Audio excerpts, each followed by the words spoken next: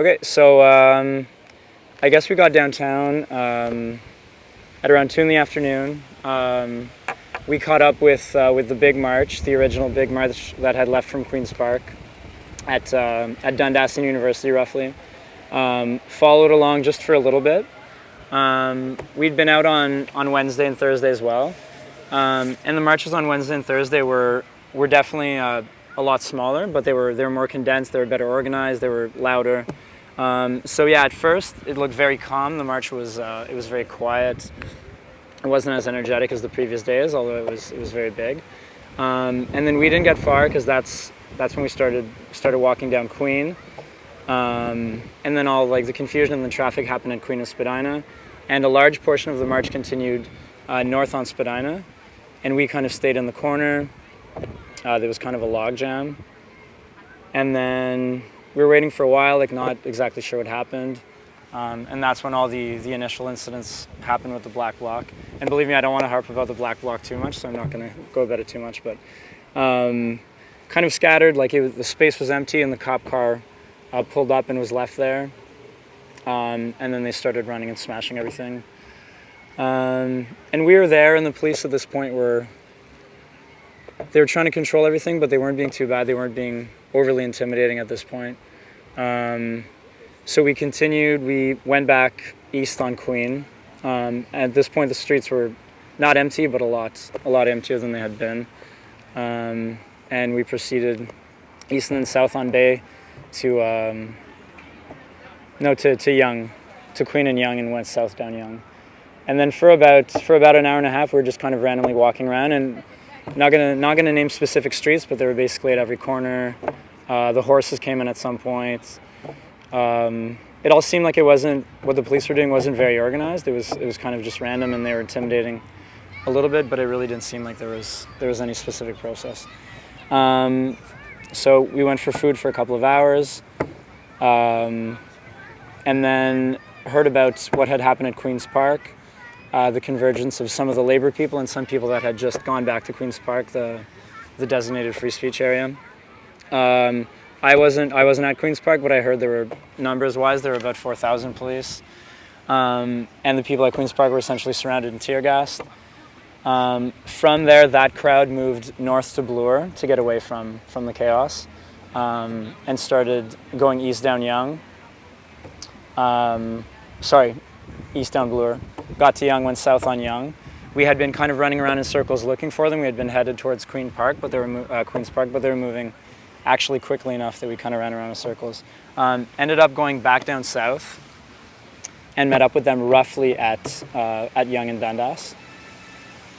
At this point, it was more of like a motley group of people, random like shoppers and people who weren't really protesters from the beginning had joined in. So it was lively, but there wasn't anyone really marshalling the rally or leading it. And then yeah, at this point it got very disorganized. It started zigzagging kind of like Wellington, Adelaide, Bay, like the downtown core, and through commercial parks. We got at one point to one of the commercial parks that was fenced in right at Wellington, right where the fence was. And Commercial Park, we went down some stairs, and there were cops on both sides, but they're still quite far away, and slowly marching in. So people were kind of down in that area. Some people were higher up in the stairs. And then when they got closer, everyone decided to move back up to Adelaide. And then at that point, we got cornered on both sides. I'm not sure exactly what happened. We heard something get fired. I'm not sure if it was tear gas or if it was rubber bullets, but they essentially shot from one side, and then on the other side they came, intimidating, smacking the batons and the shields. And for a good while they had us cornered. There was nowhere we could go. Everyone sat down with peace signs. And then that lasted for a while. People were a little bit panicky, but for the most part people were sitting down and just not doing anything. And somehow, I don't know exactly what happened, but we were able to negotiate a hole through the cordon, the riot police cordon, and they let us through. And then back down on Yonge, or maybe a little bit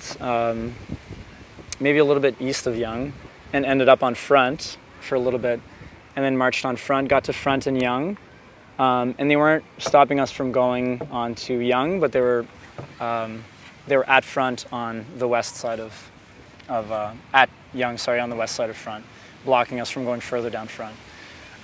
So we sat there for maybe 20 minutes, half an hour, chanting, sitting down. It started raining.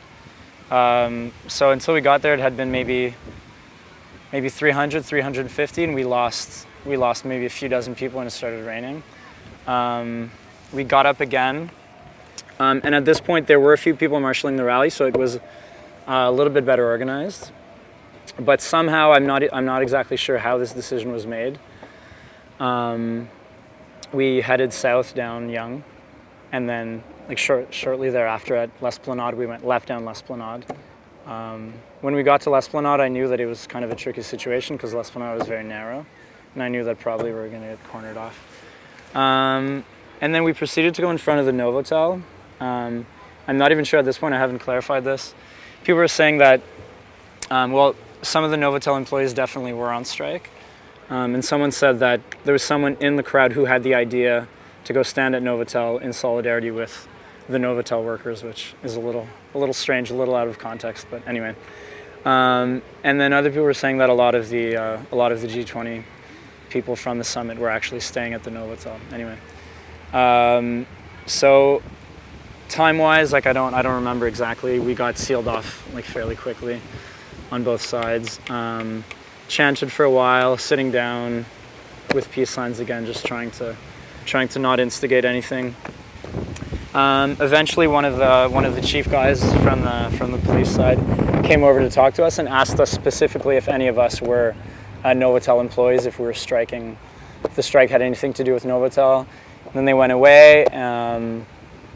The person leading the rally with the megaphone asked everyone if there were any representatives from Novotel or if anyone had anything to do with that, and we said no. Responded back to the police and invited that same police officer, someone different, to come back and to negotiate with us as to what we were going to do. And at this point, we were definitely cornered, and it had been a while. Presumably, people would have left if the police had let us leave, but we were totally sealed off, and there was absolutely nowhere to go.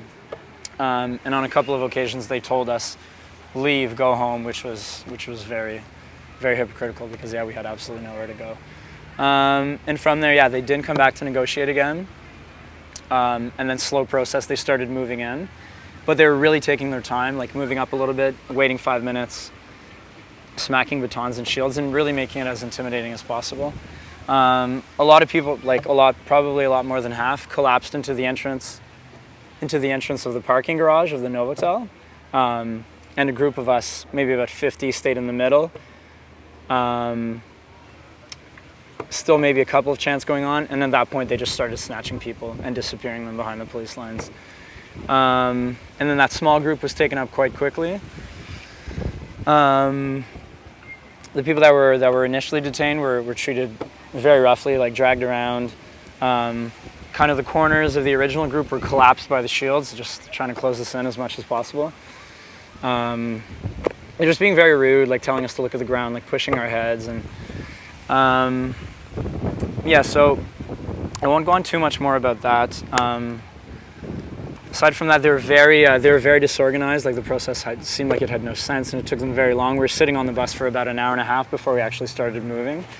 And from what I heard, from what I understand, the rest of the group that had collapsed into the parking garage, they surrounded them as well and left them there for about an hour and a half, 2 hours before they even detained them. So those people were just sitting there with nowhere to go for 2 hours. Anyway, we got to Eastern Avenue, to Queen and Faith, into the big parking garage. There were 4 cells in there. Didn't take that long until we were taken off. Put into our cells right away. It was very chaotic. Everyone was yelling. Anyway, so to proceed now with, I guess, the time spent in the first cell. Me and most of the group, about another 7 or 8 of us, stayed in that cell for 12 hours. Of course, as the repeated stories, none of us got phone calls, none of us got contact to legal aid despite asking for it several times. The cops are very aggressive, very rude, not acknowledging us, ignoring us, most of the time not even answering our questions. Conditions-wise, it was very psychologically confusing, I guess. Like the floor was very cold, concrete floor was very cold in the room itself. The bright lights were constantly on. We had no idea what time it was. So it was a very strange atmosphere.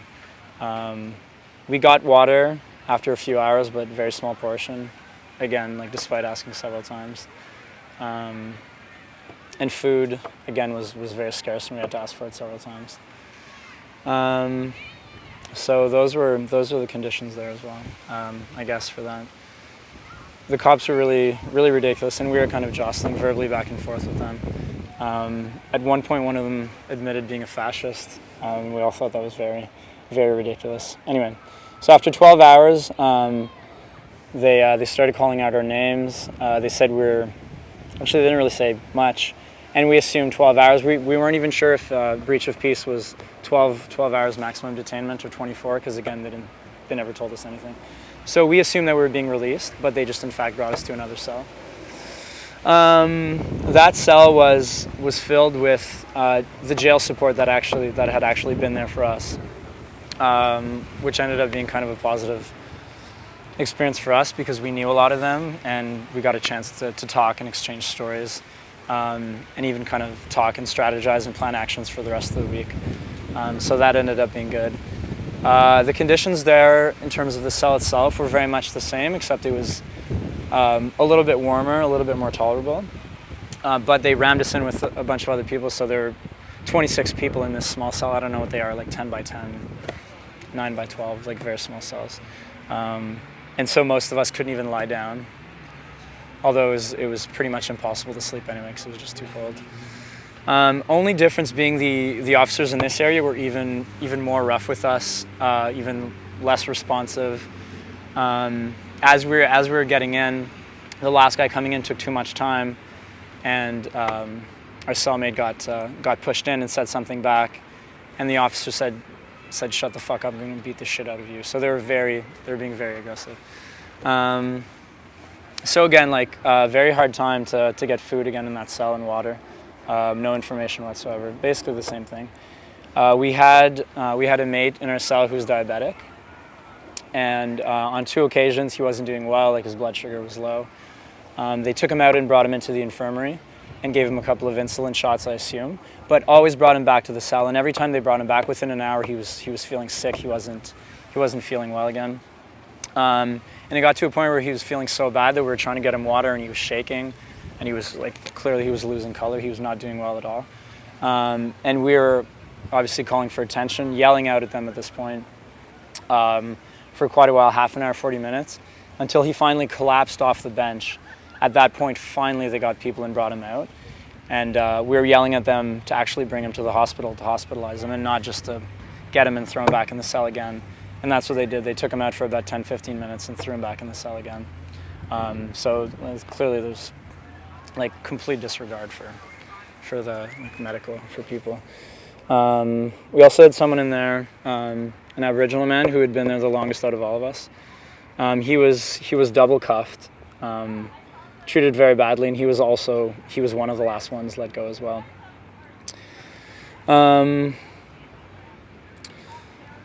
And yeah, I guess that's pretty much it. Thank you. Yeah. You can start off by saying, I just wanted to add. Yeah, I just wanted to add a couple more things. Just kind of on the psychological front. Again, like we had no idea, right? So it seemed like it was part of the tactic to kind of not tell us anything, for us not to know what was going on. And they were really kind of all over the place and inconsistent with their information. So we'd receive some information from someone and different stuff from someone else. And hard to tell if that was like deliberate on their part or not, but. I'm sorry. No. Yeah. Okay, I just wanted to add a couple more things, guys. Yeah, information-wise, again, like we had no idea of anything. We had no idea when we were getting out, how long we were going to be in there, and we'd asked them repeatedly, of course. And what was happening was, we were getting different information from different officers. It seemed like the stories were constantly switching up, very inconsistent in their information, and hard for us to know whether that was deliberate or not, or whether They were just themselves like confused and overwhelmed with the process. But yeah, it seemed at some point that they were like almost doing it to toy with us, to make it more difficult for us. Also, they had this really inefficient system of like property bags that they were bringing up to the cells and calling out names to see if we could be released or moved somewhere else. And literally for about 4 or 5 hours, coming up to the cell, let's say once every about 20 minutes, and calling out a name. And there were never anyone from our cell or the 2 cells that were nearby. So we don't know if they were even just making up names. But literally there was a list of about 5-6 names that they came and called out about 5-6 times. So there was clearly something that they were doing, or really confused with the process. And yeah, like it really felt like they were almost like deliberately creating a sense of confusion and uncertainty, kind of. So it was a very strange space. Just one thing to add with food. A couple of times asking for water and food. Specifically with food, they told us that the jail was so busy and so overran that they didn't even have sufficient food for all the prisoners in the jail. So that was interesting also. And yeah, that's good. Thanks, guys.